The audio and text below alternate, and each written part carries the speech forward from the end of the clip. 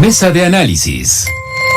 Gracias por continuar con nosotros aquí en Mega Noticias, y como es habitual a esta hora, le damos la bienvenida a nuestra mesa de análisis. Por ello, le doy la bienvenida a Hugo Achá, analista político y especialista en temas del crimen transnacional organizado. ¿Qué tal, Hugo? ¿Cómo estás? Gracias por estar con nosotros. Un verdadero placer, estamos a sus órdenes. Hugo, estamos hablando del tema del operativo fallido de Rápido y Furioso que se llevó a cabo, calculan, entre 2009 y 2011, donde no hubo responsables, donde el procurador fue acusado pero fue perdonado por el presidente Barack Obama. Lo que llama la atención es que ya se cumplieron más de 10 años y el balance que podemos ver ya es casi histórico de este asunto. Fue un fracaso, pero la situación está cada vez peor porque siguen pasando armas de los Estados Unidos hacia México. Bueno, el tema no creo que sea simplemente un fracaso. Yo creo que fue un fiasco que debió ser tratado de una forma más responsable, más profunda y mucho más seria por las autoridades norteamericanas. ¿Por qué dices que fue un fiasco? O sea, la estrategia fue malísima, ¿no? Vamos a ponerle chips, vamos a identificar cómo se mueven las armas y de ahí podemos agarrar a los criminales, pero nada de eso ocurrió.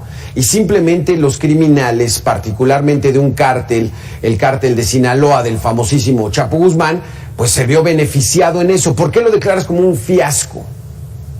Bueno, porque para entenderlo cabalmente hay que comprender lo siguiente: el operativo Rápido y Furioso fue parte integral de una operación iniciada mucho antes que se llamó Gun Runner, que estuvo activa entre el 2006 y el 2011, el operativo Rápido y Furioso únicamente del 2009 al 2011. Durante el periodo inmediatamente anterior, la operación Gun Runner logró rastrear 62,000 armas en proceso de tránsito desde los Estados Unidos hacia México.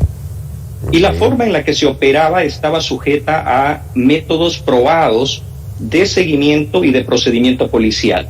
En el 2009 se le ocurre, durante la administración del presidente Barack Obama, al nivel ejecutivo de la ATF, proponer dejar a las armas caminar. Y ahí es a donde entra lo que tú mencionabas, el ponerles un chip para supuestamente dejar que aproximadamente 2,000 armas, al final se determinó que fueron más de 2,500, ingresaran, o sea, se permitiera su adquisición y se permitiera caminar para, en teoría, lograr que se pudiera proceder con las imputaciones requeridas y detener a los más altos niveles de los carteles mexicanos. Esto no sucedió. No solamente no sucedió, sino que el asesinato de un agente federal, el señor Brian Terry, tú lo recordarás, motivó una investigación federal que determinó que hasta el 2012 solamente 710 de estas más de 2,500 armas se habían efectivamente detectado dentro de México. Hay una imputación que fue generada al interior del órgano del Ministerio Público en México que determinó que aproximadamente 150 ciudadanos mexicanos fueron asesinados con armas que fueron movidas a partir del programa denominado Rápido y Furioso. Entonces creo que la palabra fracaso le queda chico. Creo que fue un fiasco, y ese fue el término utilizado por las conclusiones de la Comisión del Congreso de los Estados Unidos que lo investigó. Lo demás tiene que ver con circunstancias de orden político que tienen que ver con el debate y la radicalización de las posiciones dentro de los Estados Unidos. Exactamente. Le damos la bienvenida, Hugo, a María Elena Morera, presidenta de Causa en Común. Gracias, María Elena, por estar con nosotros. Hola, Alberto. Hugo, me da igual por ustedes. María Elena, fue un fiasco, así lo califica Hugo Achá, el asunto de el operativo ese innombrable ya de Rápido y Furioso, el infame Rápido y Furioso. Pero ¿qué nos ha quedado 10 años después? ¿Qué aprendimos? ¿Qué podemos hacer para evitar la situación en la que se encuentra el país? Bueno, mira, yo creo que desde entonces se ha deteriorado muchísimo el tema de seguridad. Ahí estás. Mucho. mayor precariedad de lo que había en esa época. Y además, pues no tenemos como una visión de que las cosas vayan a mejorar en el mediano plazo. Entonces, no podemos pensar que vayamos a estar mejor. Yo creo que lo de Rápido y Furioso fue una trampa de los grupos de las instituciones de Estados Unidos que trabajan este tema. Verdaderamente fue trágico que metieran armas que ni siquiera siguieran y que además estas, pues como todas las armas, sirven para generar violencia y para matar a la gente. Exactamente. Hugo, entonces, ¿cuál pudiera ser tu visión de la actualidad de ese operativo que de nada sirvió, pero, pues bueno, quizá algo debió haberse reflexionado, corregido, porque estamos peor que en esa época? Sin duda, pero hay que entender en el tema del crimen transnacional organizado que la cuestión del tráfico de armas es un fenómeno complementario a otro fenómeno mucho más serio y complejo, que es el tráfico de estupefacientes. Ajá. La forma en la cual los carteles se financian, para usar términos estrictamente económicos, y a raíz de la cual requieren de estos instrumentos, vale decir las armas, para, por un lado, proteger las actividades ilícitas, expandir su territorio y hacer lo que se denomina el enforcement, no sería posible sin la actividad que genera esa actividad que les da el dinero para alimentar este tráfico. Sí. Y en ese aspecto debe haber una visión integral. Yo creo que se deben hacer, y esto es simplemente a nivel de sugerencia, iniciativas como las que ha tenido, por ejemplo, el Brasil. El Brasil ha llevado a cabo una política de censo efectivo de armas para determinar de manera real y coherente cuál es la cantidad de armas ilegales que se encuentran presentes en el país. Si usted va al sitio oficial del Ministerio de Educación del Gobierno Federal de la República del Brasil, encontrará de que el estimado es de 7.6 millones de armas. Y a partir de ahí la discriminación se hace mucho más precisa. Por punto de origen, lo que quiere decir el punto de fabricación, punto de ingreso, que no siempre es el mismo, que esto lo podemos discutir estadísticamente, pero que le facilita a las autoridades una respuesta. Mientras este tipo de situaciones no se dé, lo que sabemos en relación a México se mueve en relación a datos federales que son, en el mejor de los casos, generalidades. Se sabe que aproximadamente 200,000 armas ingresan al año a México. Hay que saber de estas 200,000 cuál es su punto de origen, cuál es su punto de fabricación, cuál es su destino, de qué manera se está financiando y cómo se facilitan los circuitos que permiten a esos recursos llegar a las manos de las organizaciones criminales para pagar por ese armamento. Exactamente, María Elena Morera, ibas a comentar algo en este sentido. O sea, estamos peor que hace 10 años. Yo le apuntaría de las actividades del crimen organizado, el trasiego de drogas, pero ya se han ampliado a la trata de personas, trata de migrantes, las mismas armas ya son un negocio. Estamos peor, María Elena. Sí, bueno, el crimen organizado se diversifica y pues siempre están buscando dónde puedan encontrar más dinero. Entonces, por supuesto, se ha ampliado a los temas que tú dices, también al tráfico de migrantes, por supuesto al cobro por derecho de piso, a la extorsión, al secuestro, y me parece que no es un tema fácil. Para verlo tendríamos que ver de manera global el problema que tenemos en México de inseguridad y de injusticia. ¿Por qué no vamos a tener seguridad con el 98% de los delitos que se mantienen en la impunidad? Y sobre todo de estos grandes grupos criminales que tendrían que hacer macroinvestigaciones, donde no solamente se detenga al de arriba, como lo llevamos haciendo durante décadas. Además hay que hablar desde luego de la regularización de muchas drogas, y los delincuentes no van a dejar de ser delincuentes, pero tenemos que acotar los caminos, y en México no lo hemos hecho, y la cooperación de Estados Unidos pues ha sido mínima en el sentido de que también ellos tomen su responsabilidad.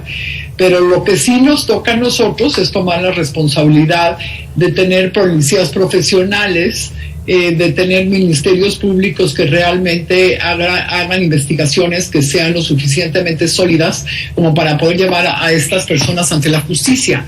Mientras eso no suceda, pues el crimen organizado y desorganizado va a seguir avanzando y nosotros vamos a seguir en esta situación tan grave de sufrir violencia y de masacres cada vez más sanguinarias como las que suceden en México. Exacto. Hugo, ¿qué sería más doloroso, un golpe más certero en contra de las bandas criminales? ¿Quitarles las armas o quitarles el dinero? Bueno, esta es una premisa interesante, pero si lo vamos a reducir a lo más simple, si no hay el flujo del dinero, no hay posibilidad de adquirir las armas. Una de las cosas que acaba de decir María Elena, que está absolutamente en lo cierto, es que el crimen transnacional organizado tiene una conducta corporativa. Sí. Va a buscar aquellas fuentes de ingreso que le sean más eficientes. En primer lugar, disparado, está el tema de la cuestión del tráfico de los narcóticos. Sí. El lucro en función de una demanda siempre creciente y de unos precios siempre en alza, le aseguran y le garantizan el flujo financiero para poder adquirir los medios, que vuelvo a repetir, en este caso son las armas, para facilitar sus actividades. Pero inclusive el tráfico y trata de personas, lo que tiene que ver con tratamiento análogo a esclavitud, lo que tiene que ver con la cuestión del manejo desde lo criminal de las migraciones, es otro de los elementos en los cuales hay la generación financiera. Si tuviéramos que reducirnos, y esto es simplemente en el terreno de la hipótesis, ¿qué sería más doloroso para las organizaciones del crimen organizado? No me cabe duda que una restricción de su flujo financiero reduciría significativamente sus capacidades operativas y con ellas su habilidad de delinquir. Sería muy complicado, Hugo, llegar al dinero. Recordamos a alguna documentación de los años 30 donde finalmente a esas bandas que traficaban con alcohol les pegaban en el dinero para empezar a desmantelarlos. ¿Aquí es por falta de voluntad de los gobiernos?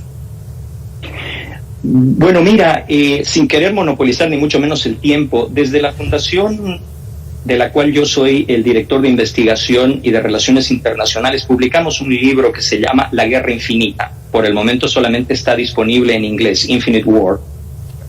Aquí lo que tenemos que entender es que el crimen organizado ha mutado y desgraciadamente se ha entroncado con fenómenos de naturaleza sociopolítica. El sueño de Pablo Escobar hoy día está traducido en la situación en países como Venezuela, a donde una entidad criminal básicamente encarna las capacidades del Estado. En Bolivia, a donde la organización narcotraficante unitaria más grande del planeta es el gobierno del Estado. Sí. Y desgraciadamente, en función de simpatías o antipatías ideológicas, los estados formales interactúan con estas organizaciones pretendiendo en algún momento que estas no son realidades efectivas. Sí. Fíjese usted el tema del debate en relación a la Cumbre de las Américas. ¿En qué marco de una democracia sólida y coherente se le podría ocurrir a un Estado de modelo westfaliano discutir que Venezuela, Bolivia o Cuba, que participan activamente en los ciclos del ilícito para financiarse, pudieran ser objeto de una posición de naturaleza política? Este es uno de los graves problemas, porque esto es lo que facilita la ampliación del denominado crimen transnacional clásico. Las organizaciones mexicanas antes estaban limitadas a un espacio geopolítico. Hoy día, cuando usted ve, por ejemplo, el asesinato del fiscal paraguayo Marcelo Macchi, ultimado de manera bárbara en una playa en Colombia, va a encontrar que las investigaciones en Paraguay han empezado a descubrir un entramado a donde hay organizaciones mexicanas, donde está de por medio Hezbollah, donde están de por medio organizaciones colombianas, donde están de por medio inclusive algunos servicios de inteligencia de algunos de los estados mencionados. Entonces, en esta complejidad, México como Estado, como sociedad organizada, es una gran víctima, porque sufre por su cercanía directa con uno, sino en este caso el mayor mercado para, por ejemplo, la cuestión de los narcóticos a escala global, las consecuencias de esa proximidad, pero también lo sufre en su propia población. Fíjese usted cómo a partir de ciertas mudanzas en políticas públicas en México, del 2018 al 2020 ha subido el consumo de cocaína en México con un 47%, y ese es solo un ejemplo.